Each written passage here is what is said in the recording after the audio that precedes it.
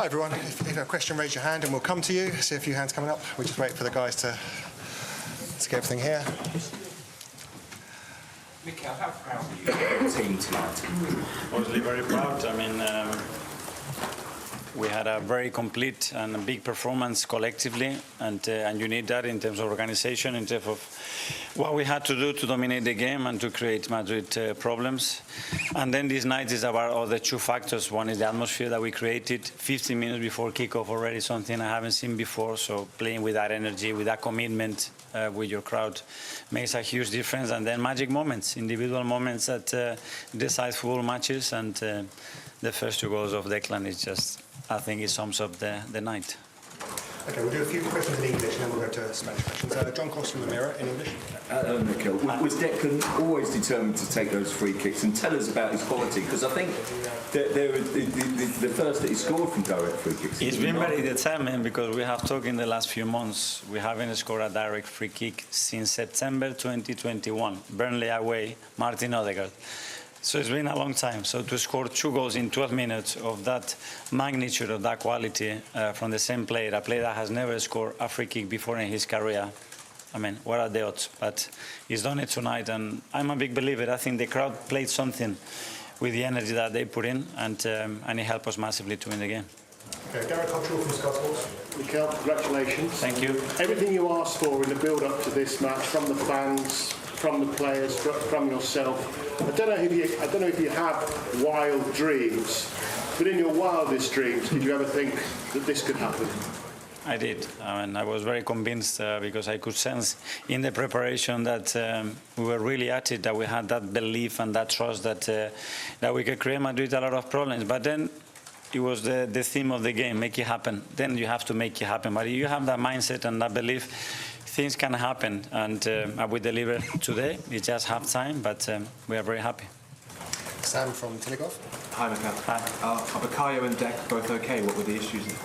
Yeah, I think Dek had an issue with the foot. I don't know if it was a tackle or what was it. And Bukayo, after he got tackled on the foul, I think he had a knock, and he had to go out. Serious, do you think? He doesn't look serious now. Alex from the BBC.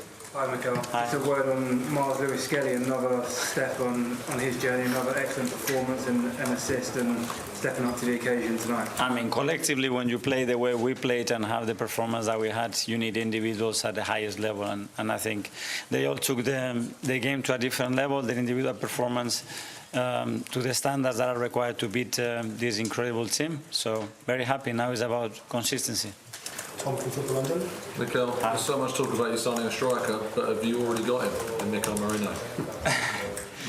Well, it's been a season that we have to adapt constantly, and we went through a lot of things. We lost probably our best defender as well for 4 months, and Jakub comes in and he delivers the performances that he's delivering. It's not a coincidence, the way they train, the way they apply themselves, and the way they help each other, I think, produces those moments. And with Mikel is again his commitment, his desire to learn the position, to constantly be thinking on what he can offer to the team, and the team adapting to his qualities to try to deliver the best outcome.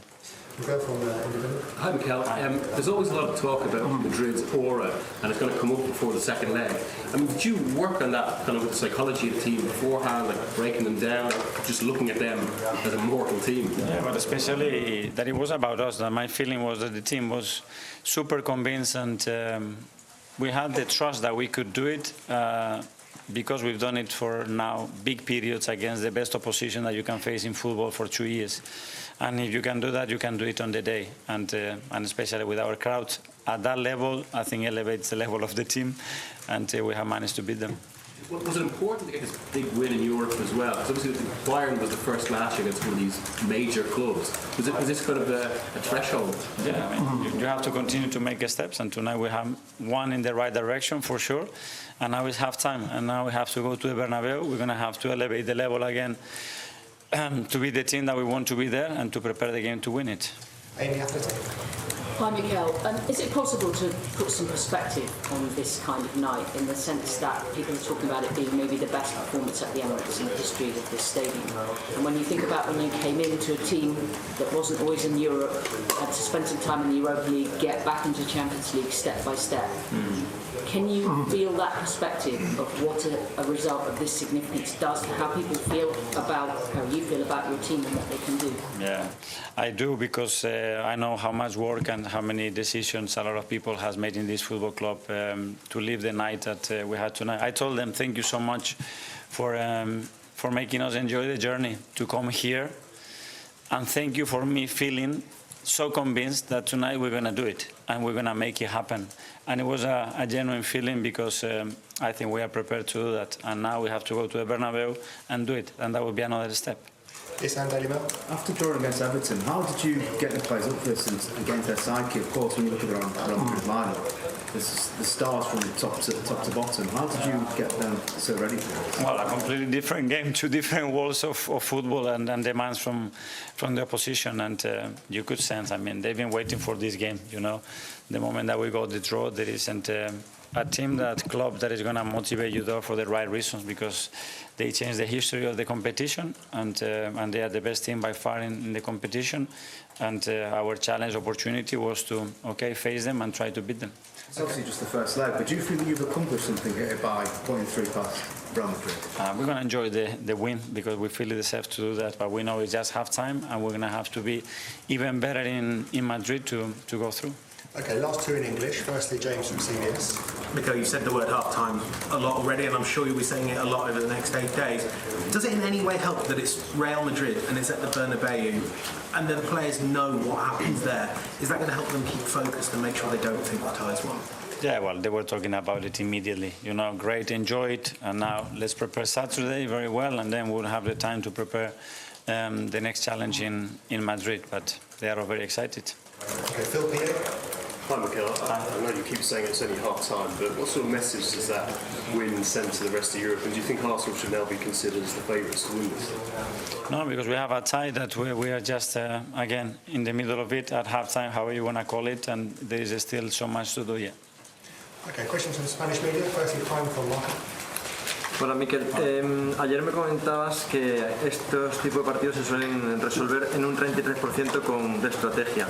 Hoy han sido los dos primeros. Hemos visto unas imágenes de Nicolás Jover diciendo que hiciera la banana antes de que Declan Rice marcara el primer gol. ¿Estos dos primeros goles los consideras estrategia o simplemente calidad del jugador? Bueno, hay mucho entrenamiento detrás de eso, y Declan lleva mucho tiempo entrenándolo, pero la realidad es que llevamos 3 años y medio sin hacer un gol de falta directa, y hemos sido capaces de hacer 2 en 12 minutos. Al final, la calidad individual juega un papel gigante, enorme en esta competición, y hoy hemos tenido la suerte que nuestros jugadores han sido capaces de sacar 2 momentos, y el tercero, que es un golazo, creo, a nivel colectivo, para poder ganar el partido. Hola Mikel, muy buenas. Antonio Romero en directo para el larguero de la cadena SER. Hoy se ha visto una gran diferencia entre el Arsenal y el Real Madrid, hasta tal punto que el resultado ha sido poco para los méritos que ha tenido su equipo. Pero se ha sentado ahí Carlo Ancelotti, después de reconocer el gran partido del Arsenal, ha terminado diciendo en inglés: en el Bernabéu a veces ocurren cosas. ¿Está capacitado el Real Madrid para que dentro de una semana ocurran cosas en el Bernabéu? Bueno, eso es parte de la historia, creo que lo han demostrado, y por eso creo que nosotros tenemos muy claro el partido que hemos hecho y los motivos por los cuales lo hemos ganado, y hablaremos de lo que tenemos que hacer en el Bernabéu en Madrid para ir a ganar el partido y que pasen muchas de las cosas que han pasado hoy, y para eso hay que ir allá y hay que demostrarlo. Mikel, después de 5 años aquí, transformando el club, progresando, ¿cuántas ganas tenías de demostrar que tu Arsenal puede ganar un partido como este?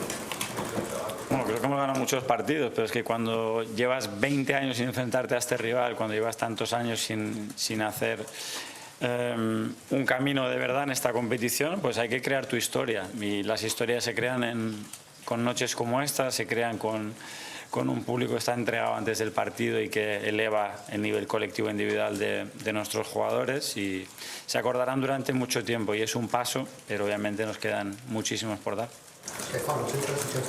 Hola Miquel, Rubén Cañizares de ABC. Tú has trabajado un par de años, 3, con Guardiola y seguramente si alguien sabe lo que es vivir un partido en el Bernabéu de Champions en estos últimos años es Guardiola y con su City, sufrir esa remontada, sufrir esa mística. Bueno, no sé si en estos días se te va a ocurrir levantar el teléfono y pedirle consejo a él de qué hacer o qué no hacer en según qué situaciones que puedan ocurrir en el Bernabéu. He aprendido muchísimo de él, de situaciones profesionales, personales, y en los últimos días habíamos hablado porque tenía ganas de hablar con él y creo que él también conmigo porque se alegra enormemente de las cosas buenas que nos pasen y nada, aprender de los mejores y los que han tenido experiencias creo que es una cosa de gente inteligente y yo he tenido mucha suerte de tener gente muy buena al lado que me ha ayudado mucho.